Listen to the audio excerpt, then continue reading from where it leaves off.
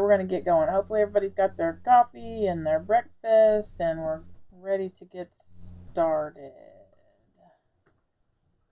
Right.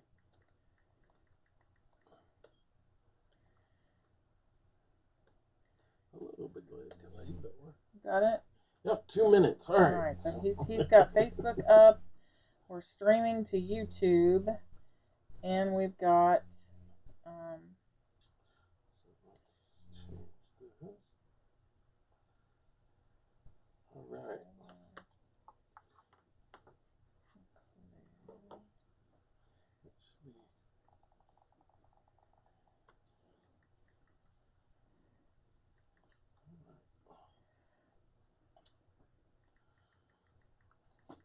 talk.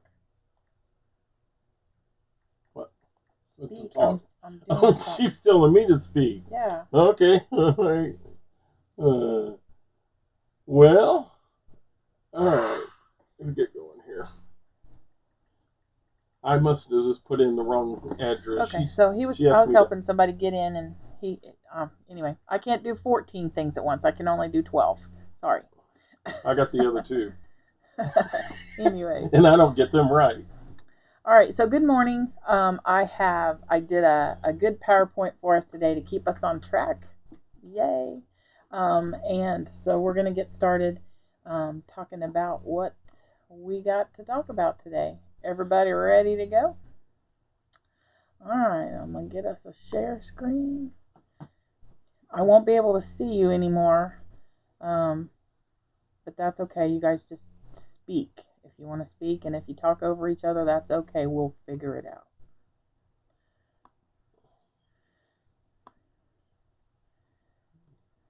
Those on Facebook, if you got I've got another computer up, so we can answer your questions too anytime. So if you've got questions or comments, feel free to type them in. I know you're going to be at least probably about 30 to 45 seconds behind the actual recording, but we'll read them and get your questions or comments posted. Appreciate every one of you. All right, so here we go. It is July 22nd, and you are at WinVestors. So today we're going to talk about real estate. I've got some little bit of stuff about market conditions and trends that are going on. I've got some statistics and some deadlines and timelines with regard to evictions.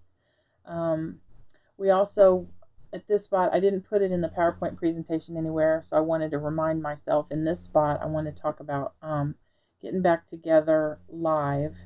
So what I'll probably do is send some surveys out to see when and if people are interested in doing that again. We do have things worked out at the Plex Pod where we will continue to have our meeting space through at least the end of the year with regard to, and we've been able to recover some of our missing time.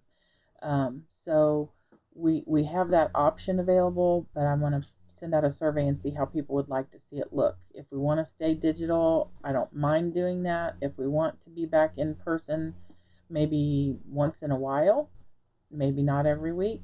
So I'm going to send out a survey, so if everybody would watch for that and participate, that would be wonderful. And if you want to talk about it here, this would be the space to talk about that for a couple minutes. Or we can come back to it at the end. We can if you want to think about it, but if anybody has anything about it, I'm going to give you like 10 more seconds to jump in. Otherwise, I'm going to move on.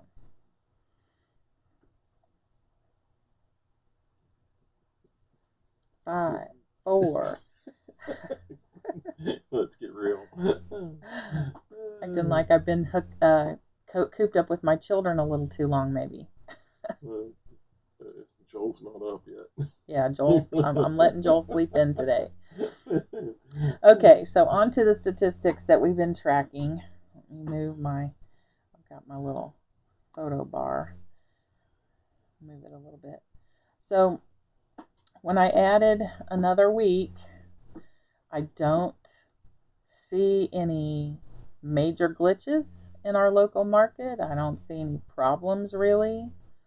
New listings stayed the same. Pendings stayed the same. Show for backup stayed the same. Solds went up, but I think that was because we had that lull net last week. It looks like maybe we've got some vacation impact, something like that. But I just really don't see anything ugly going on. Anybody have any comments about these statistics?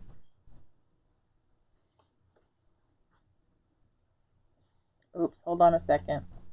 I think I have a problem with my computer. It would really help if I turned your volume on so I can hear you all speak. My fault. I apologize. Go ahead. We weren't sharing your screen actually, so I don't know if you actually thought you had those up there. Oh, you can see it. It's weird. Okay, I see it. Are you confused with your double monitors this morning, Michael? No, all I see is you and Michelle, and I have one different screen. Well, we're confused here with ours. Can everybody else see it? Yeah, we can see it fine. Okay. Michael, that'll be something on your end. I'm sorry, Michael. Oh well. It's probably something in the pictures, in the little 3 dots over in the pictures thing.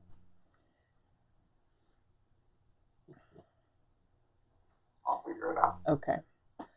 So anyway, any thoughts about the statistics that we've got going on? Anybody have anything on the market right now? Pending?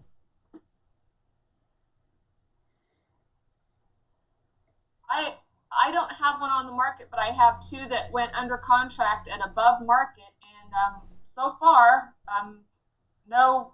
We have 1 closing today. There was no glitches on appraisals at all, and the buyers did absolutely no inspections. So, and then we have 1 closing next week, and so far, no issues on appraisals. I'm assuming it's ready to roll too. So, they have no problem with above market list prices right now, I guess. That's what we're understanding. I mean, those that are the appraisals are as long as the market's proven and increasing like they are, no one's having any problem with the appraisals of above market values on some of the properties. Cool. All the or most of the people that I'm around out there are seeing the same thing. And I've had a couple of associates that have seen a $22,000 over appraisal sell. And a couple of them had a little bit of a negotiation. I think there were like 3 or 4 different potentials so that were looking at the home. Then they just had a bidding war, and I think it was $30,000 or $31,000 over list. Wow. So it's definitely different market out there right now. Yeah. Good thing, I guess, if you're flipping houses, because if you can find them. Well, and an interesting thing, because I was trying to dig in it and see whether there was anything that kind of jumped out at me, and I dug into the back on market just on a whim, just to see what that was, and a lion's share of that stuff did not show that it was returned to market. It was on the market for like 1 day, 6 days. So I'm wondering if some of it back on market was a glitch. Realtor made an input error on a few of them because they were like 0 days and 1 days on the market. So they shouldn't be back on market that quickly, I wouldn't think. So, we've just got a really hot situation going on. I know we're measuring, not that it's a huge, but like last week, I had more than 3 days that I had 8 measures. So it isn't slowing down on our end. I think it's picking up. I mean, today I've got 4. Yesterday I had 6. That's not. I mean, we appreciate the business, obviously, but I know it's down from last year, but it's not down much. And it doesn't feel down. Well, our numbers aren't down. Mm-hmm. We're up almost 50% from last year. So everybody's got all freaked out about it all over the country. But I noticed that Kansas City wasn't in that group. No. So the Eastern Shore and the Western Shore, they've got problems. We don't appear to have many problems here. We're kind of like an umbrella here. Probably, I shouldn't say that like in a live stream like this because people from out of town might be watching this, and that may not be good for us. But as far as you guys, I don't think any of you guys have seen a real slowdown. I think that you guys are real aggressive, and you're constantly on top of the game every single day. Because none of you guys, everybody that is on here right now, has significant drive, and they don't like second place. And I think you guys are all over it. I think if there's something out there, you're going to find it. So this is a good place to be. Amy says she's got one pending and one active, and on her active listing, she's hardly getting any showings. Amy, if you could put in there, tell me what price point it's in and general area of the city, and we'll see if that's maybe part of the issue. I don't know. None of us have really seen that. Anybody having any problems getting showings?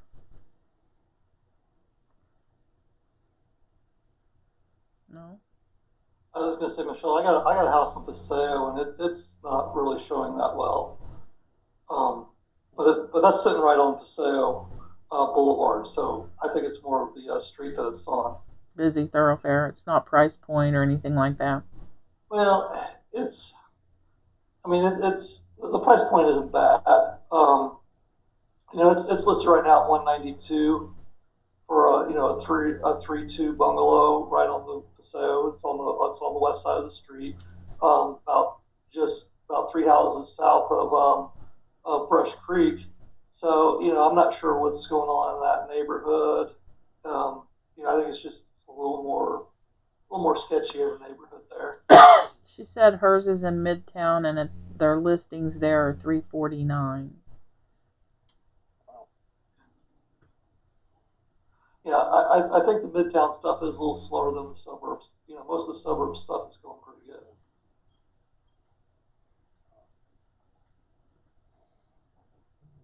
Michael says they have postponed the tax sale this year with no future date.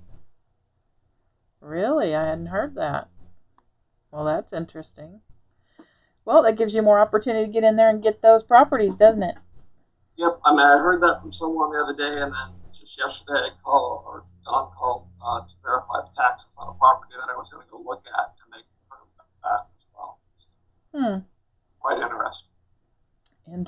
Interesting.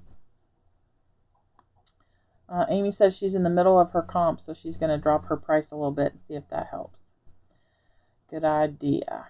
All right, let's see what's our next slide.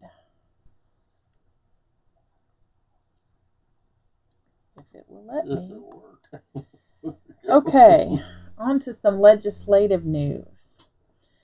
This kind of goes into landlording discussion, but businesses as well. So Senate Bill 644 got signed into law by the governor, goes into effect in August, and it's talking about service dogs. So I put the most of the text of the summary in here so people could see what it was. But basically they have now given us a specific definition of service dog. So service animals must be dogs. We're going to not be seeing ferrets and ducks and potbelly pigs and those sorts of things unless some special, hoop jumping is done to prove them. They did add in assistance animals. The mental health service dog or psychiatric service dog is a dog that's individually trained for an owner who has disability. And there is now some fines and misdemeanors and other things that can go against people for knowingly misrepresenting their animals. So hopefully we'll stop seeing some of the abuses that had been going on. Anybody have a thought about that? It's not going to make... How do you report an abuser? How does this misdemeanor get caught? I'll have to get into the nitty gritty of the act. I imagine it's probably going to be something that's got to go through local prosecution, which could be problematic. But let me dig into that a little bit further. I just had it come across on my email in my Regional Housing Alliance email group, and so I thought, well, I'll just throw it in here so that we can start a discussion about it. But that's a good question. Well, we did talk about it. You and I briefly talked about it. What the stores and everything. I mean, where they're getting away with taking their animals into the store and everything, and what this does now from the point of them, squatting inside the store or something like that. What liability there is from this point, because they're not really true.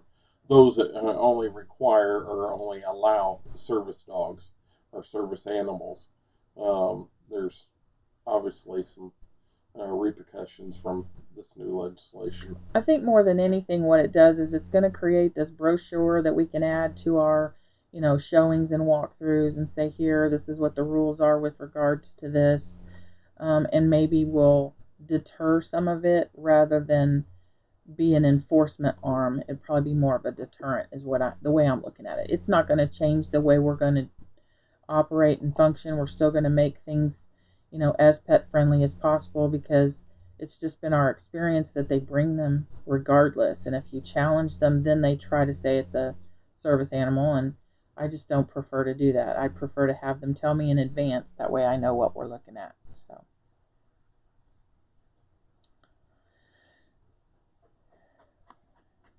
Oops. I moved again. Did I go too far? Yeah, it's going way too fast. Let me go back in here and do this again.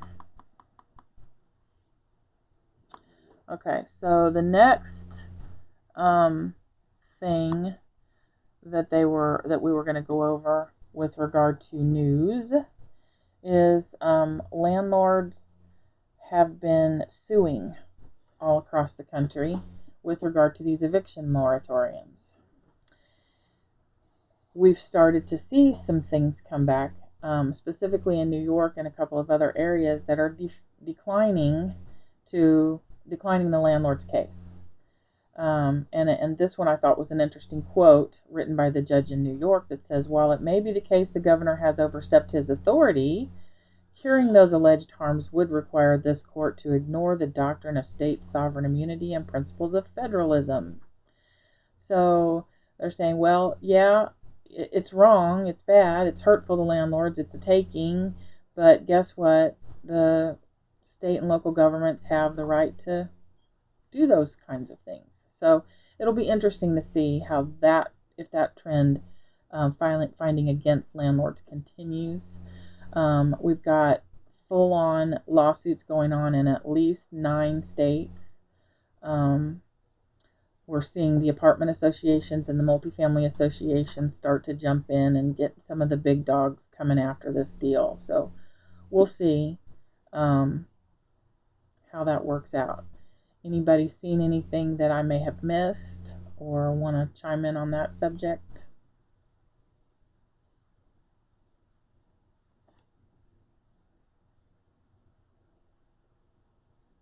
Michelle? Yes. I was thinking, and I don't know when I'm going to fit this in my schedule, but I thought it might be interesting to bring some of the groups from across the country to tell us what's going on in other areas so that our local landlords actually realize what's going on, because other than your group of people here, most people don't know and don't care. Yeah. So if you hear what's happening in other cities, that it will be coming here, it might be an educational piece, and maybe get a few people from all these other cities. Might be interesting, but when that would be, I don't know. But that was one thought, just to educate the rest of the world here in Kansas City. Yeah, I was going to reach out to Jane this week and see if she wants to participate, because I think I'm going to center next week around some of that discussion. So. And I wanted to do the same concept with wholesaling, but that's a different story. Yeah. Yep. Yes, it is. Michelle? Yes, sir. Who do we have in this market that would become an advocate for us? I mean, it'd be nice to know what they're doing in other markets. we need somebody here at our ground level that'll tell our story or take effective actions. Do we have anybody we can reach out to that would sort of pick up our cause and run with it?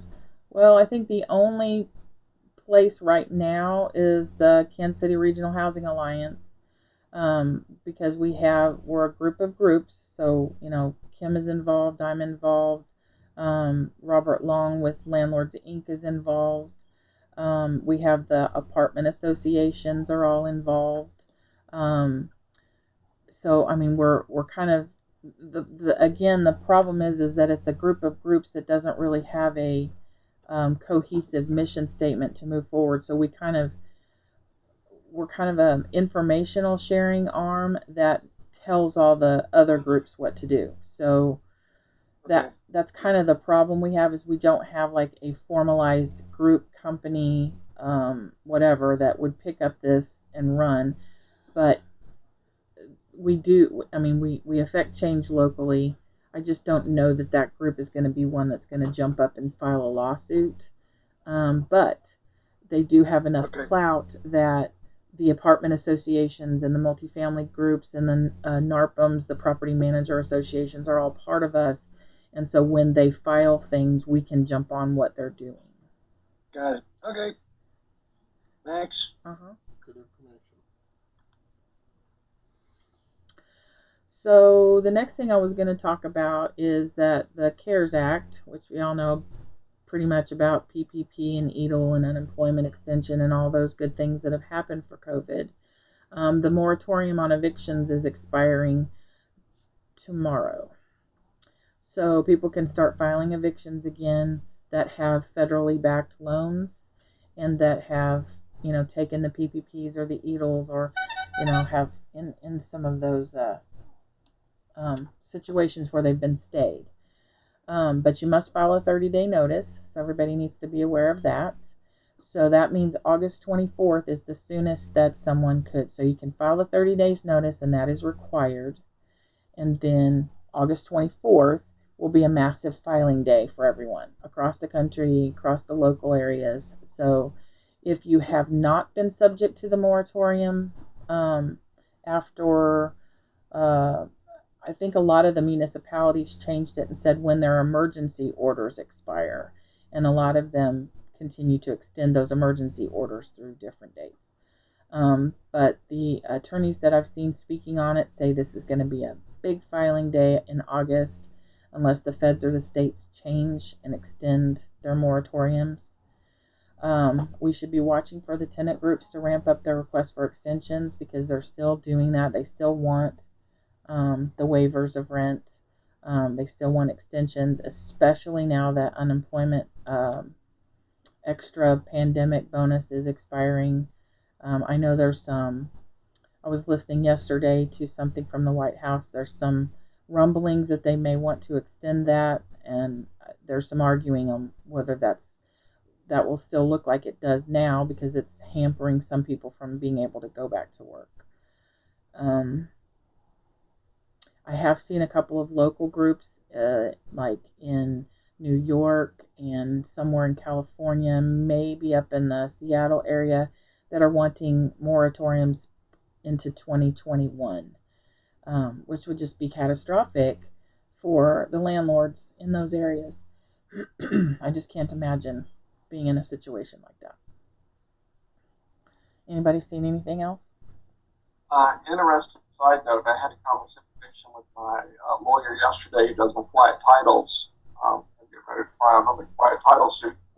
And he said that court clerks are in short supply, and that he just had his first virtual Zoom hearing yesterday, and they're encouraging lawyers to, well, I don't know about all cases, but he said he was encouraged to do Zoom cases instead of in person.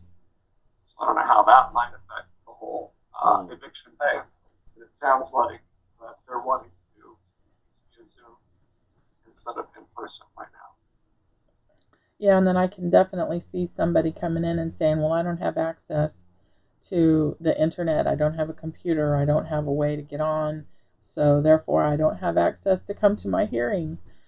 putting things off. So, and that would be very real in some instances not. It would be coached. So I think I have some more discussion on my next slide about it. So what I wanted to encourage everybody is to, in this situation on these evictions, that we need to count our cost and think about what I'm hearing from some of the attorneys and different people as they're discussing this in our different meetings that we go to. So you can file. You might have lost 3 or 4 months of rent so far. By the end of August, there's going to be a backlog. It's going to take a couple of months to get a hearing, likely, especially if they're having to do them one at a time via Zoom rather than in a room where they can say, so-and-so, are you here, and put them at the back of the pile. If the tenant gets an advocate and an attorney and they are then encouraged as a default to ask for a trial, which has not been typical of eviction court, but now it is. So they're being told to ask for trial. When you get to that point, you could potentially, and what I heard a couple days ago was that you potentially have 8 to 9 months to wait for a trial docket, because there are laws and rules regarding who gets their trial through first. And I don't think a landlord-tenant action rises to the same effect as if someone who's asserting innocence is in a criminal trial.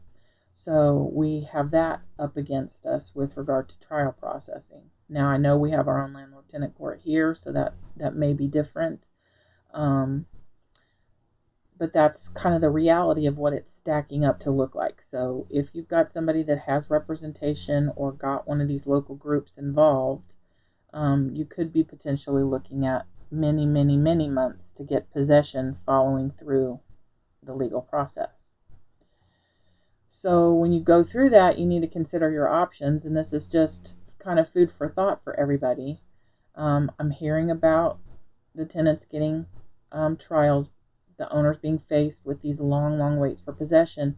So then what's happening is that the tenant and their lawyers are coming back to the landlords going, okay, if you will drop the money side of the lawsuit, we'll give you possession in 3 weeks. Or I can foresee the future where they're going to demand or request some sort of a cash payment to leave because they know they have us over a barrel. Similar to the taking that's going on with Dale's situation on the large corporations, we've almost gonna have a backlog to the point that it's going to be a similar no-win situation. You either want possession back where you can hopefully get somebody in that will pay, or you're going to wait on principle and likely cut off your nose to spite your face, because foreclosures are not going to be stayed, but evictions will be.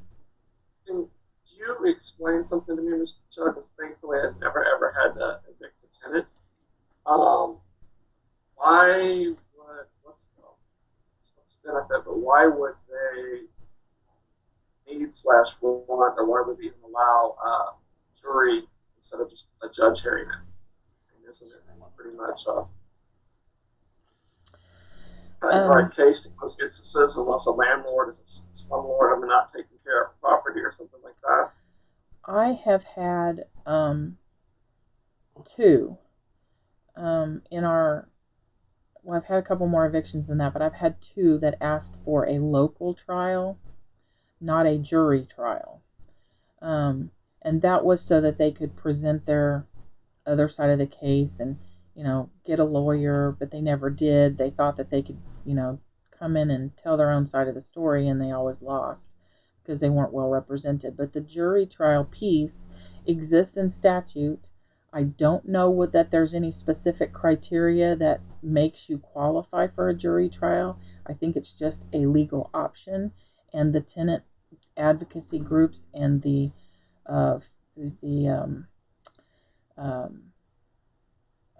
legal aid have now trained themselves on that they get funding through the city and the county to represent these clients, and so if they can buy them some more time, they're doing it. I don't know that there's a unless I've just missed something and somebody out there knows, please chime in. But I think it's just an option that's there, and they take advantage of it now. Wouldn't that would be up to the judge to grant that, correct? Obviously. Yes. And I would think that with judges facing, hundreds and hundreds of cases, the last thing they're going to want to do is do things to extend them. Judges might be less likely to grant that.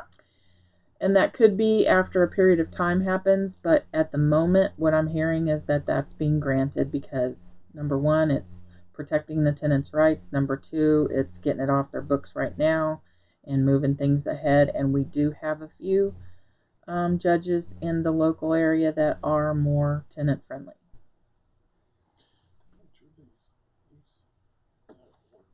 You can.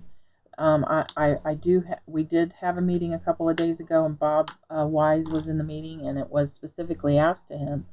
Many of us have leases that are written up that say you waive your rights to jury trial. If you have that in your lease, then that would prevent this. So if you don't, then those leases are subject to that problem. And if you don't, you probably should look at having it added. And I would have it added by an attorney. Somebody's going to represent that lease. I mean, I'll go back to even our leases are represented or written by an attorney that will represent the lease that is written.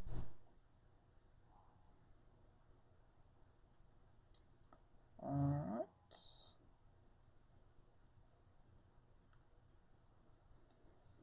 Okay, so some more news. Is there any more news on the commercial front that anyone might want to jump in about?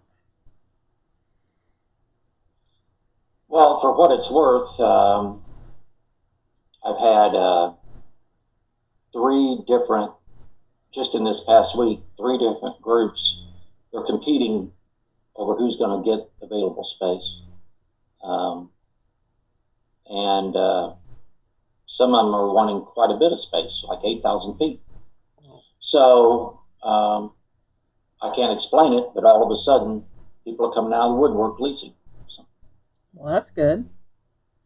I thought, we were going to hear some more ugliness because I did look a little further into, some of those bankruptcies of the big dogs. And I'm just seeing judges ruling on the use of force majeure clauses.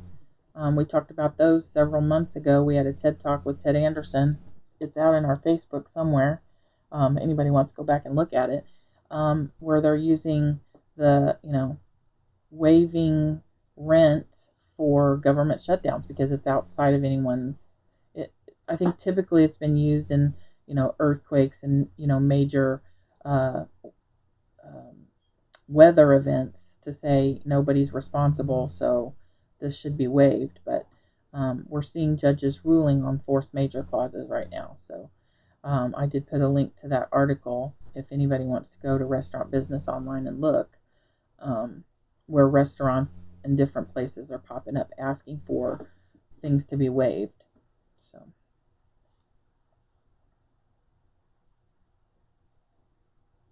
I also, of course, went to an attorney about this Pizza Hut situation and found out that through Chapter 11 bankruptcy, there's this thing that I'm glad I asked because I wouldn't have known that even if I were to accept a ridiculous offer, they would still have time after we've settled that. And I said, okay, I'll take your ridiculous offer. They could still, a few months from now, say we reject the lease and walk out anyway. So it's like, I can't win. Can't win for losing kind of thing. Yeah. Yeah. It's like, they've got the power to say, we won't live under the terms we agreed to. Then they've got power to say, we won't even live under the new terms we agreed to. I guess until bankruptcy is completely over, which Mr. Google says 6 to 24 months, typically, they can do just about anything they want. Well, it's interesting how we've always in the country we've always relied on certain gatekeeping mechanisms to keep things functioning, contract law and things like that. And we're finding in this pandemic, we don't quite have as many rights and protections as we thought that we did. It's interesting.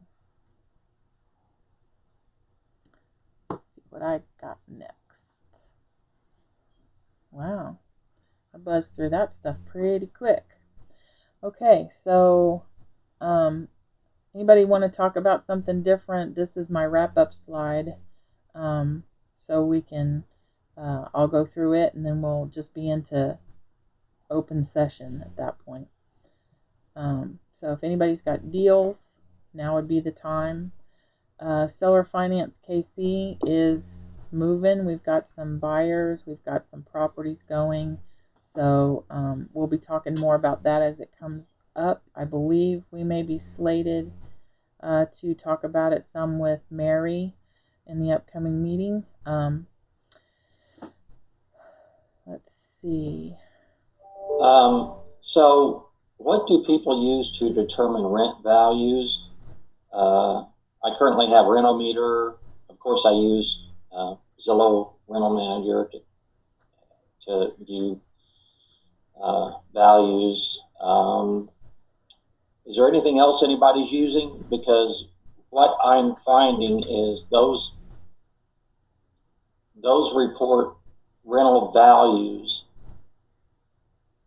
less than what I see other landlords actually getting rent amounts. There's a trick with Rent-O-Meter where I don't know if you have a pro account or not, but I do. I do. And so when you go in there, you need to adjust your local, how many miles out. Make sure that you've selected house or duplex and not an apartment, sort of those things to expand. But I notice it doesn't always catch everything if it's not in specific marketing materials. Zillow still has its estimate. The MLS is expanding, and they're asking people to put their rentals in the MLS to create a more rounded comparable, like other cities. And there's also something called Rent Facts. Kim may have some other things too, but you can buy a report from Rent Facts, and it gives you demographics and a little bit more expanded report. And I'm not a user of Rent Facts, but it is created by a local property manager here in Kansas City. So Scott Abbey with Oz Accommodations rolled that out. Yeah. I've actually known him for like my entire life. He worked with my dad in another company a long time ago. Using any of those, Rent-O-Meter, whatever, all out there, it's a matter of comparison. And like you said, you need to make sure that your rents aren't an apartment or kind of what they are. So it's really doing a little more research, just like an appraiser would. So when I do a loan on an investment property, I'm also sending the appraiser out, and he has to do a rent study. And so the same thing, there's a form that I could send out to everybody that really, helps you determine, just like an appraiser would, what that rent is. And so finding the right comparables, knowing in your subdivision, any other subdivisions around there that are comparable to yours, and pulling rents out of there, right? And adjusting for differences. So that means getting on the county website and finding out what the county has registered for, how many bedrooms, bathrooms, kind of what style it is, and things like that, and making those adjustments. That's the only way I can get to a true rent, because if you just pull up 1 mile, you're not going to have a good understanding what the rents are. So it's actually doing the additional work. Having the pro really helps, because it gives you more information and that sort of thing on determining rents. And John Basca put in Facebook, he reminded me there's another one that we've used, Zilpy, ZILPY.com. So there's all kinds of AVMs out there that are starting to pop up for rent. So I also, I've always, in my own mind, thought $2,000 was kind of a psychological barrier for rents. Is that only in my own mind? yeah. I think we've Yeah, gone that's only beyond in that. your own mind. I see houses, lots of houses today over 1,800, 2,000. I see ones over $3,000 today. I think it's really common to find leases that exceed that, especially around the Central Plaza area and the downtown sectors. I think that's really common.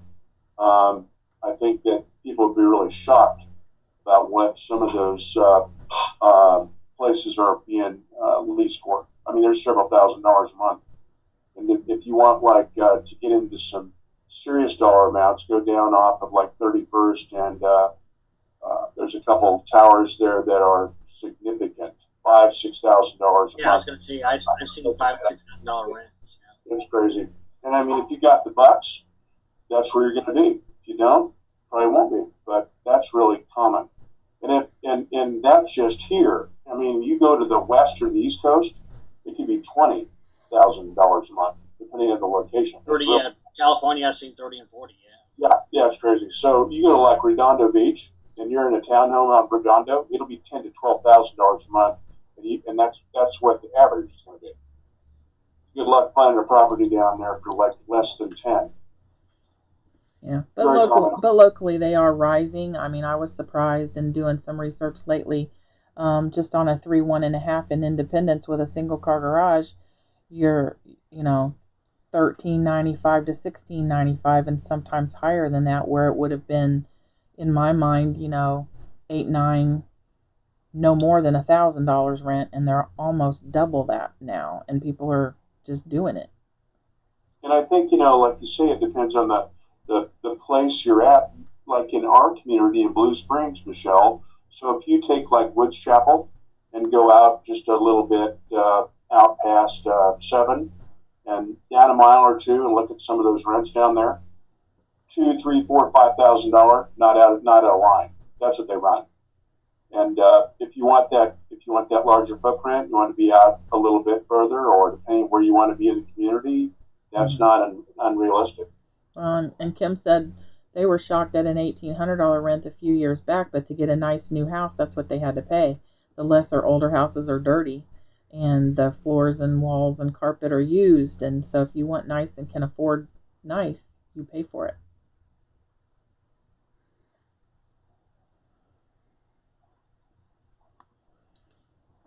Okay, good discussion. So we'll keep talking, but I want to get off this slide and get back to everybody's faces.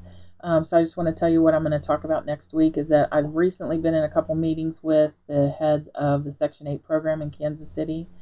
And so I think we should talk a little bit about why landlords would look at enrolling in that program or not, what barriers, benefits, what rent reasonableness looks like for a government program, and some of their program information. I've got a lot of handouts.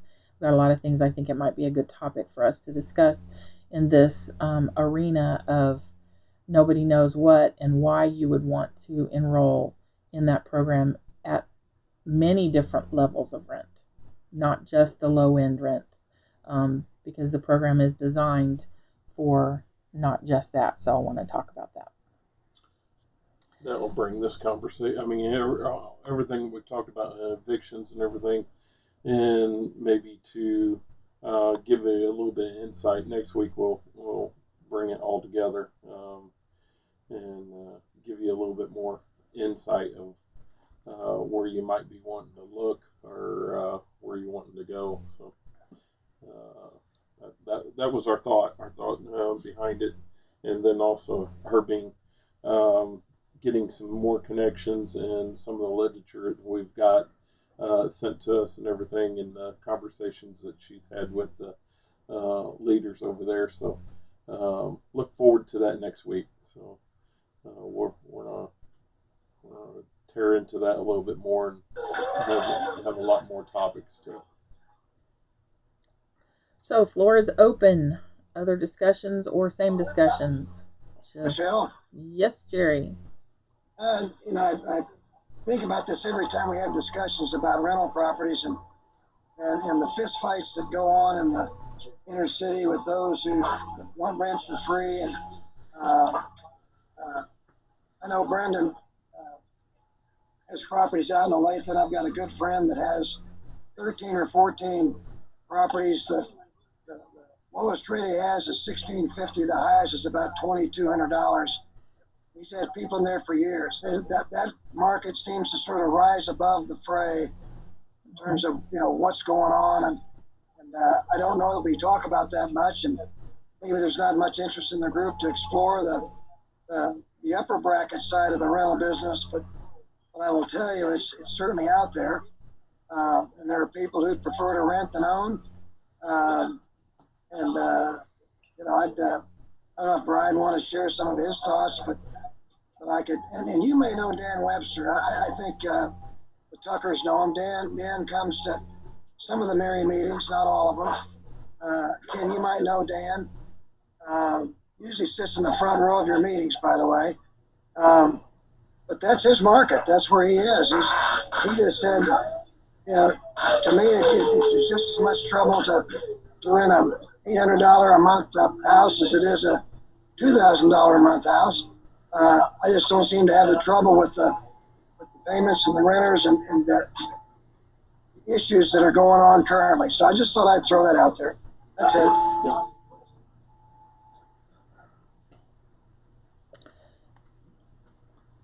I think that is with everything. When you have a little bit better property, it's got a little better spread. Brendan, go ahead. Yeah, the problem I have with those higher rents is I don't see the rent. The rent doesn't keep up with the price of the home, at least right now. So like as the rent, your rent ranges rise, yeah, you can get more rent, but the price of the home is going up so much farther that it doesn't make as much sense. So I don't see any problem renting houses at that, upper $1,000 to $2,000 range like Dale was talking about. I see some for rent for $2,200, but the houses are probably $300,000. So it's hard to make that work. Whereas if you can get one in the mid 100s and rent it for $1,200, that's a lot more doable. So that's the problem I see is those higher rent ranges is the properties are too expensive. So, at least in this area. Well, and I think part of that is that we've kind of gotten used to having one of those markets that's very profitable in certain price points, and other areas of the country they're shocked, and that's why they flock here, is because we're able to provide such a better return on investment than anywhere else. They $500,000, $750,000 house, and the rents don't keep up on the coasts, things like that. So I think that's kind of an anomaly that we have to get used to here, and it's hard. It's really hard when you look back on it because it really crushes your cap rates. Those profits are way down right now. I mean, 5 years ago, I would buy a duplex for $200,000 and rent each side for $1,200, which is $2,400 a month. Now that same house that's renting $1,200 on each side or the same duplex is $300. So it's really hard to make that work. Well, my observation, which hasn't been extensive, but I believe that the situation we're used to here is an aberration, and that we should probably adjust our business model to get used to being not an aberration, because aberrations don't last.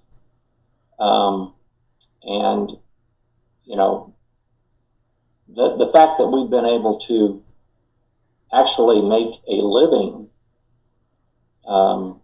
positive cash flow from rentals is just uncommon, actually.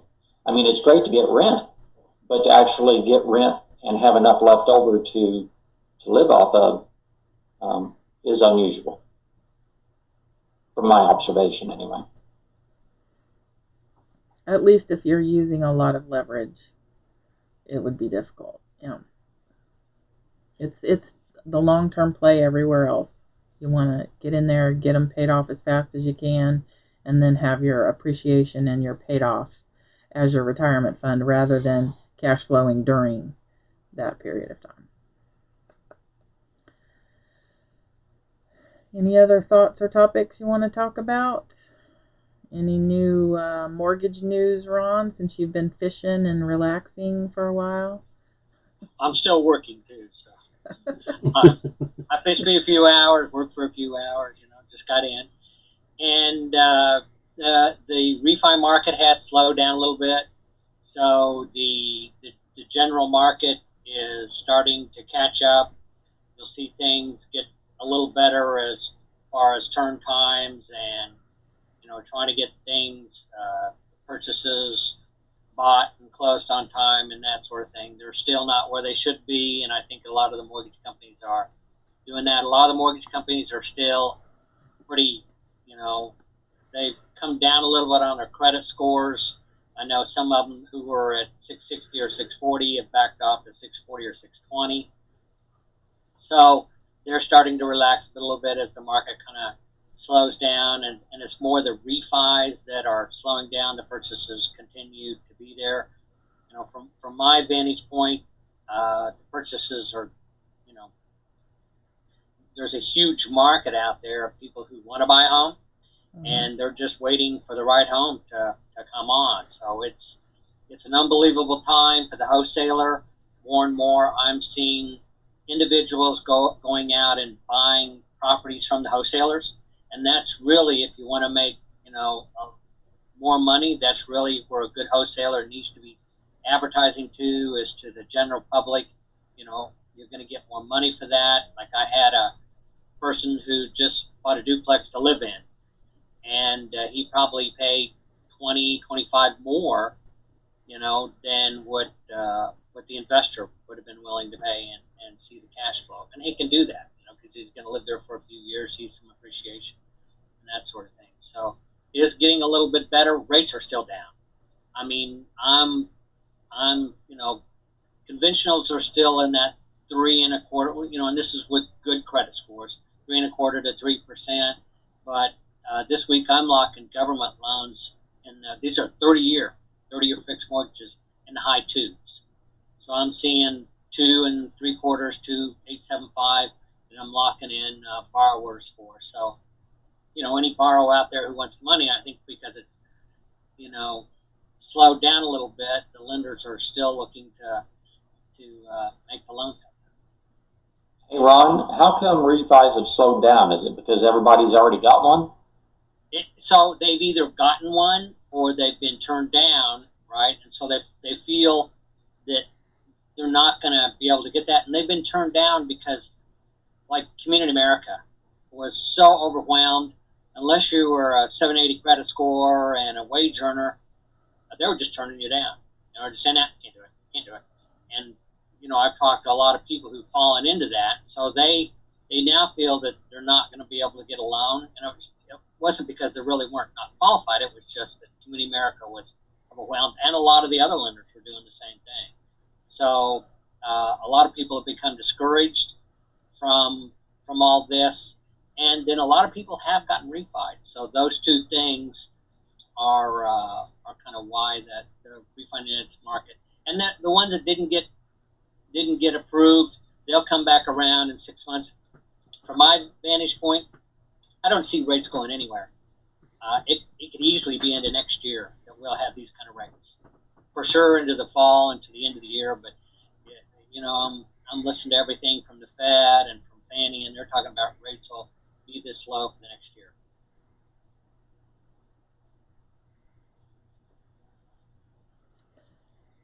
Well, I guess that's good on some fronts. Hopefully it's good for everybody.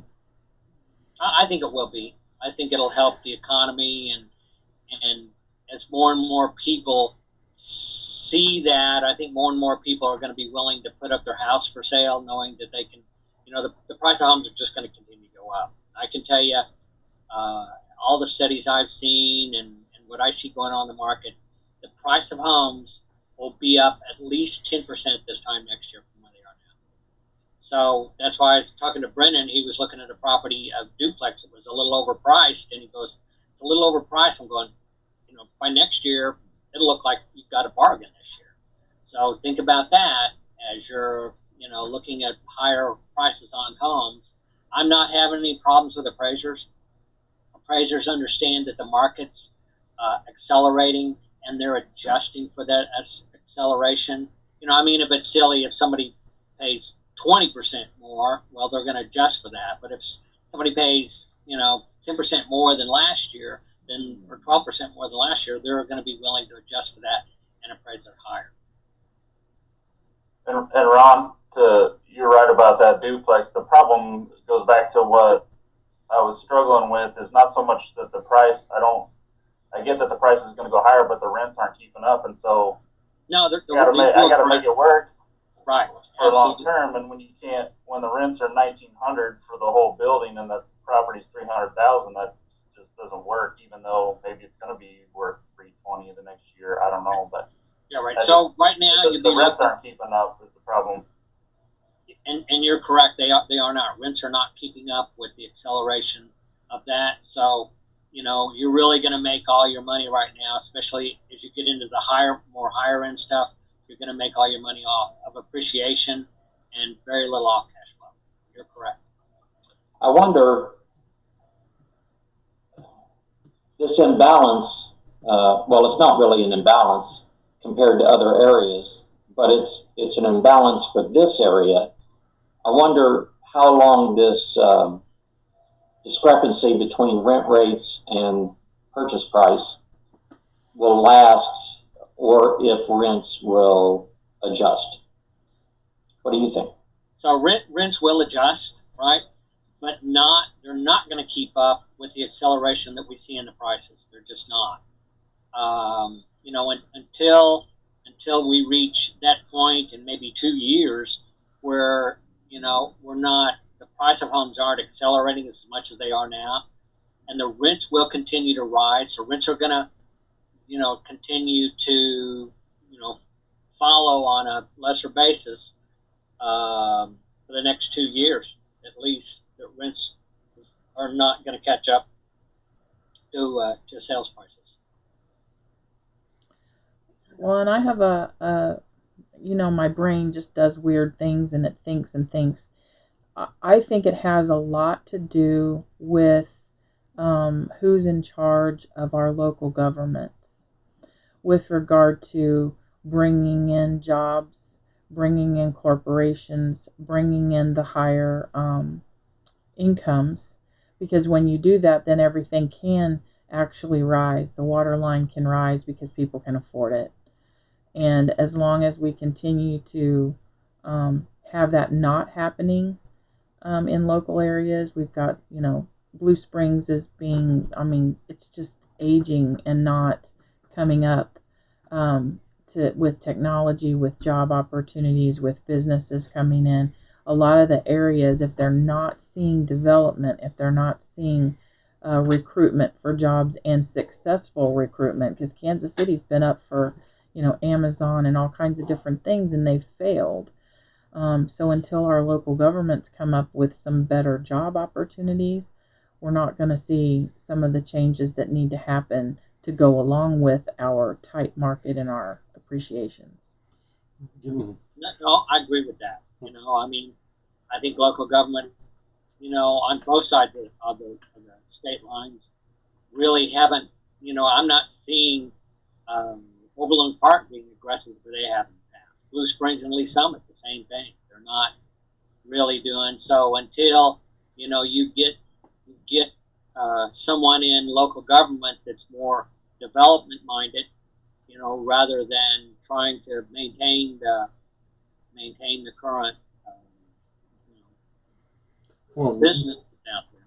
Then you're going to continue to have it. Go ahead, Kim. Say, Michelle, I've been saying that for the last 20 years. I was on a committee with the city 20 years ago, maybe 17 years ago, and they're like, oh, we're going to throw money here, we're going to throw money there. And I'm like, until you create jobs, there's no point. All throwing money is not helping anybody. We need to create jobs. Mm-hmm. And I think that's Yeah, like evidenced in this attempt to do this career fair. It's getting difficult to try to figure that all out. I mean, the city of Kansas City just turned down. We had another major hotel that wanted to come here, but they wanted concessions from the city, and the city turned them down.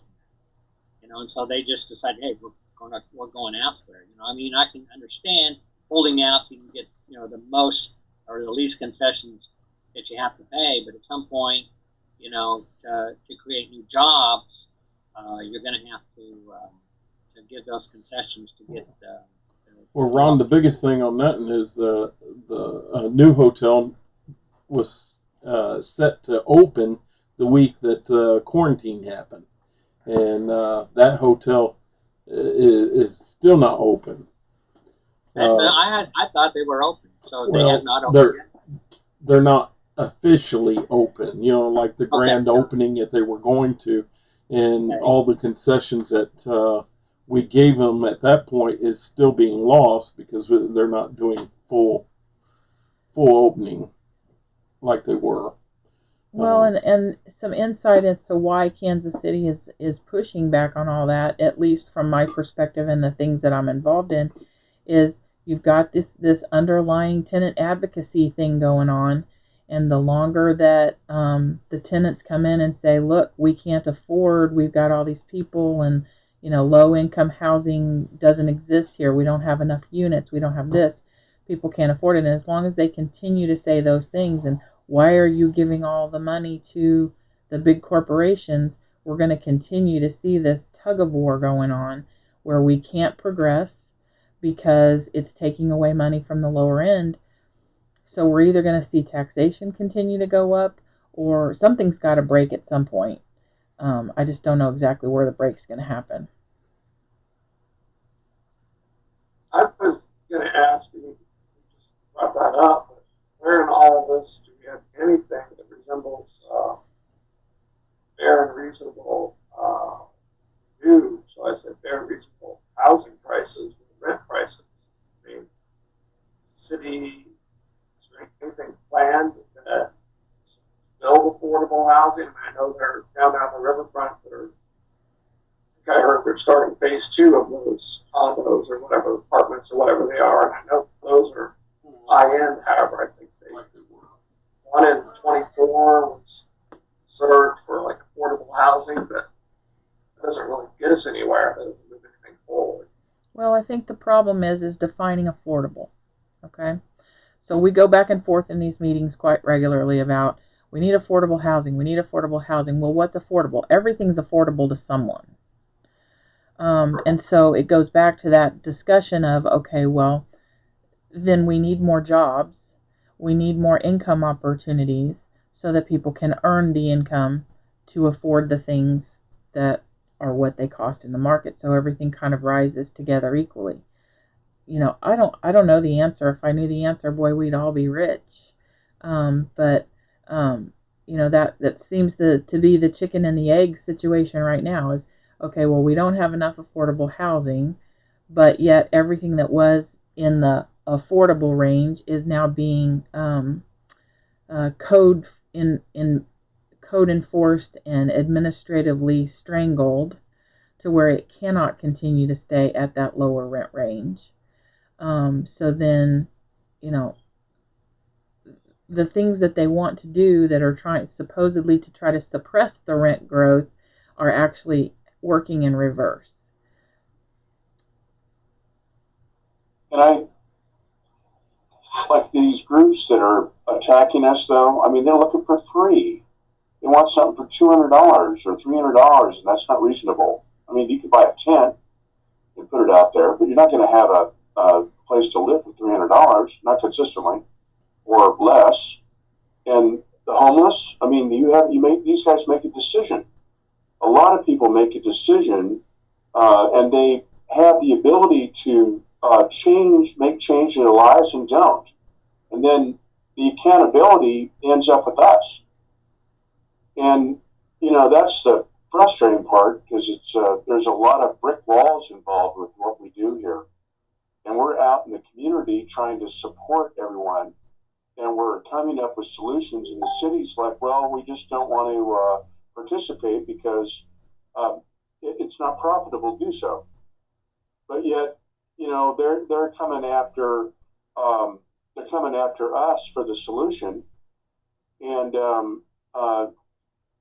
it's difficult to make it fit because the solution's probably going to be maybe a $600 or $800 a six minimum. Because $600, do your math, you're not going to break even. You're going to have some kind of support from them, and they're not willing to do that either. Well, we looked at this tiny house thing, and like the administration downtown has been, and you know this, Michelle, you guys are the front end of this thing. So I got a solution right now. You know what? They don't want to do it. They don't want to reform so we can do it, and they want to make it difficult because they want their money. I get that, but you know what? We can build houses right now for under $20K. We have land available, but they don't want to do it with us. Well, they don't. They want to. They want to put a brick wall up, but yet they're bringing in these people from out of town to attack us on the same breath. And so this is like a 2,000-year problem. Well, I'm part of a group that Stacy Johnson Cosby has put together. It's that's working on the affordable housing opportunities, and so we're going to be having we haven't decided if it's going to be the 1st or the 30th of September yet, but it's going to be kind of an all-day event.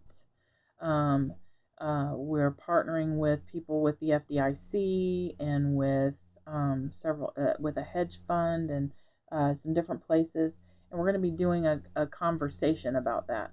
And I've kind of been there as a group leader, talking about how we can draw in small developers to be part of this affordable housing conversation. So far we're going to be talking about we're going to have HUD talking. We're going to have the Veterans Community Project talking. We're going to talk about tiny houses and some of those things that would create opportunity, but we're also trying to figure out how to break down the barriers. So we're going to be bringing in, hopefully somebody from the HBA is going to come and talk. But we've got issues with the city. They don't want ADUs, accessory dwelling units. They don't want these tiny houses with small footprints. There's been a couple of people that have put things out there at like 32nd and McGee. There's some tiny house projects going on and different things, but they're excessively ridiculously priced. They're putting together, multiple, what do you call them? The metal storage buildings, and they're stacking them on themselves and making all the new, the new craze and making it all look pretty and $300,000-$400,000 ridiculousness. That's not helping. Where if you wanted to put together 2,300 square foot tiny homes to put, because the massive amount of vouchers that are out on the street right now are for 1-bedrooms and studios, and we don't have that inventory for the actual affordable piece. So we are going to have something September, so I'll talk about that more as we get it together, but we're going to try to address some of those things. We have, as you know, we have a lot of property around the inner city that's vacant. And again, it's the willingness for the city to work with us as a community. And that's really what this boils down to. So we are going to have to take, we're going to have to step up the plate, as we all have. And we're going to have to become a little bit more serious. Maybe we need to bring in, another, approach down to City Hall with, like a letter drive. Maybe Santa Claus needs to come back to Kansas City. Well, hopefully that'll be part of that deal that we're talking about in September. You guys can get that idea. When the postmaster said there were 10,000 letters sent down there, that made an impact. Yeah. They were like, good God. It's not December yet.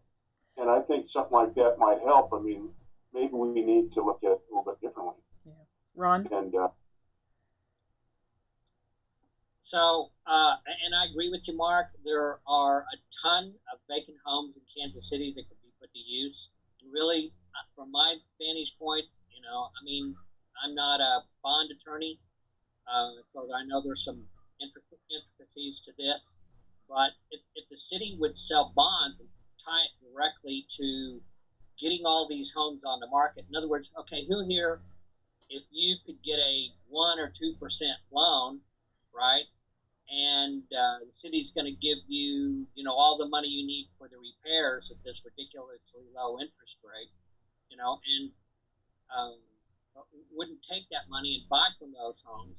Now, being tied into that, you're going to have to give low rents. But if you've really got no overhead as far as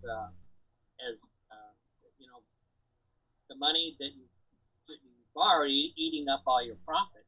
So, if your payment is 200 a month and you're going to rent it for 600 a month, it starts looking pretty good. So the city isn't taking a good, and they've done these programs in the past. The city could sell municipal bonds. Municipal bonds right now are at, 2, maybe 2.5%. I mean, the bond prices are really low right now. And so by doing that, right, they could loan that money out to all the houses out there. So they sell a house for $5,000 that's in the land bank right now, or the city owns them, or whoever owns them. Then turn around and loan you the money for all the repairs. So who here, if you have a $200 a month payment and you're going to rent it for 600, who here wouldn't do that, right? I mean, that's, you're going to make $400 a month on that. That's pretty good on that type of investment. Yeah. So the city has everything to be able to do that. Sell the bonds, to, give the money out to all the landlords who want to go in, repair all the properties that are out there. There's hundreds. They do. They do have it, but the problem of it is that they've got the KC tenant groups in their ear saying, don't do any programs that put money in the pockets of landlords. And so they're self-defeating their entire process. I mean, they don't have to listen to that. I mean, ultimately, if we're going to give, $600 rents instead of $800, who's going to complain at that? So they're going to have to do a program, like that to be able to induce the landlord to rent it and get all these properties out there, like Mark talked about, that need to be rented. Well, and we have to also change our talking point. So rather than say inducement, rather than say that, we're talking to them and changing the words that we use and saying risk mitigation, provision of affordable units, things like that. So we have to really look at the way we speak as well with regard to that. And then Kim mentioned something in the chat about converting the commercial office buildings that are going vacant and changing their zoning. I sat in a Zoom call with National RIA on Friday, and they had someone in from Mercatus, and so I'm going to connect and look into them some more.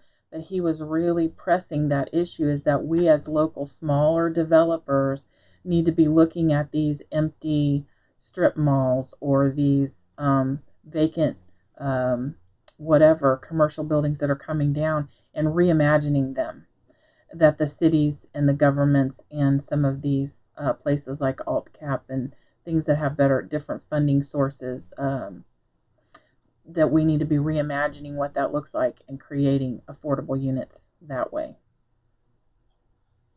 So I think retail is going to, like Dale had indicated, that he has 3 people vying for space out there. Retail will hold its own. I think retail, as we come out of this, will be strong.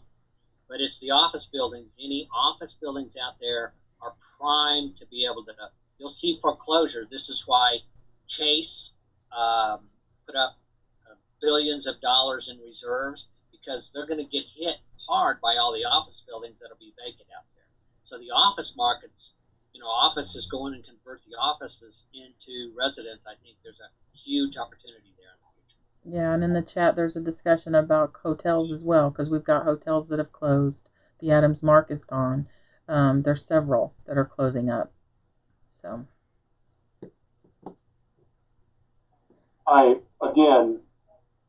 it's all talk, but I think the louder our voice is, I think the more solution we're going to get.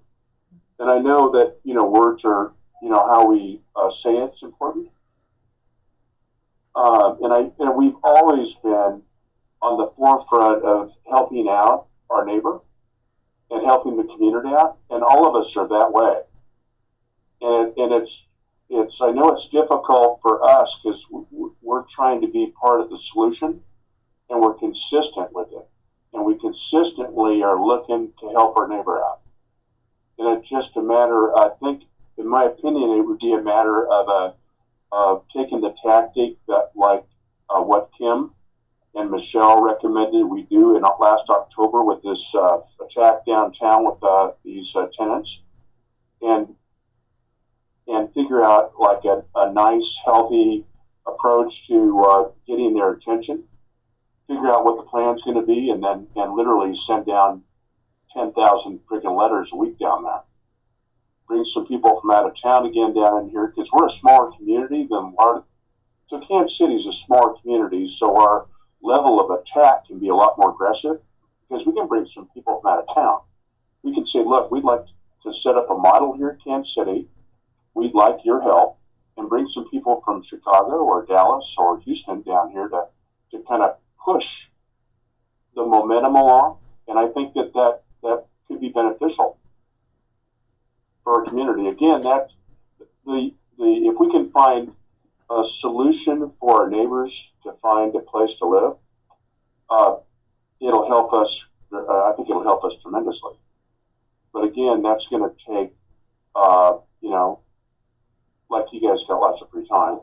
I'm not saying that. I know you guys are really busy. But again, I would be willing to get up on a bucket and try to bring as much attention to our city as we can, and try to develop with you guys. I mean, you guys have been doing this whole time, but I think it would be beneficial to maybe send some letters out, go back to. Well, I think we have to correlate what that idea is first, and I don't think we really have a good idea yet. But that's something that we could make part of the discussion each week until we figure it out. Because right now I think we've all got a lot of pandemic stuff on our mind, and trying to keep everything our new normal of how many digital meetings can we attend in a day and still be productive sort of thing going on. So I think we're going to have to coalesce around an idea first. So when is that date again, Michelle? Sorry. The date for the event that I was talking about. It's either going to be September 1st or 30th. The committee's still working on that, but we'll come out with it probably next. I think we've got a meeting on it next week. So, all right, awesome topics. Anybody else got anything they want to talk about? It's getting close to 11, so I want to try to let everybody go.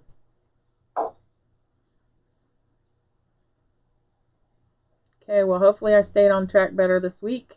Had my nice PowerPoint going on, and we'll talk next week about housing vouchers and whether or not to be in that program and what the kinds of things are. And then we'll add some more, open discussions. Well, and also to wrap this thing up, you're going to send out a survey and everything, and we're going to get back on track and see exactly how we're going back to the Plex pod and everything, and what the views from that point. So if you guys got comments, we can spend a couple minutes on that right now, but she's going to send those surveys out, and we're going to see exactly where you're at. I know that a lot of our conferences that we had scheduled this year is going virtual. They still don't know what's going on. Legislations and governments are getting involved and changing some things. So, but we would like to. I mean, I miss getting together and brainstorming some of the things that we're doing right here online. I think that it's good to connect with you guys. So she's going to be sending those surveys out, and we're going to see exactly how we're going to move forward this next month and everything. But any comments or any ideas that you guys have, thoughts, go ahead. give you a couple minutes.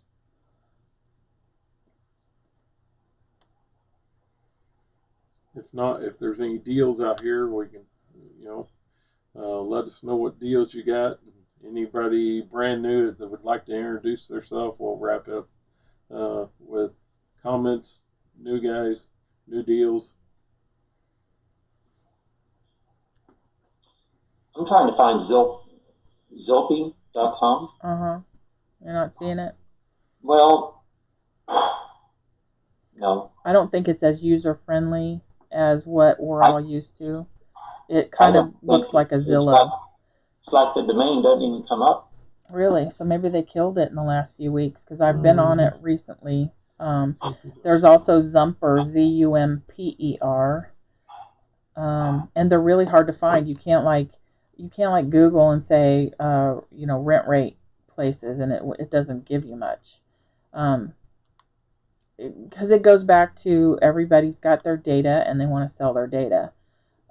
So that's where you end up with the rent facts and some of those things.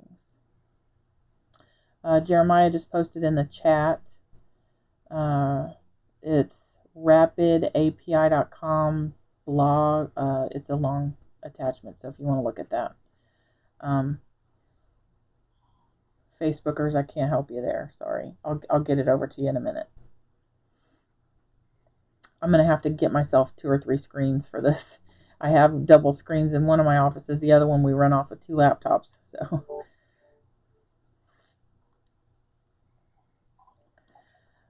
all right. Well, I know several of you said that you're going to need to stay digital for the foreseeable future, and that's totally fine. We're glad to continue to do that.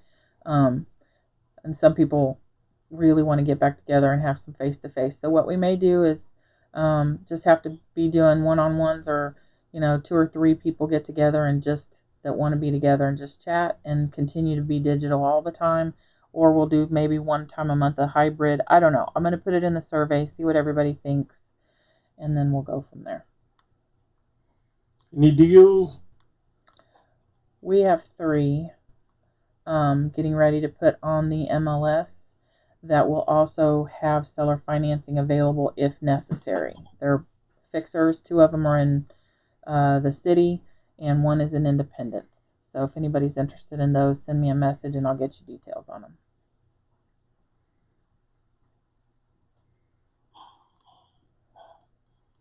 Okay. All right, well, I guess we can wrap it up. It's 11 a.m. Have a wonderful day, and we'll talk soon. Thanks.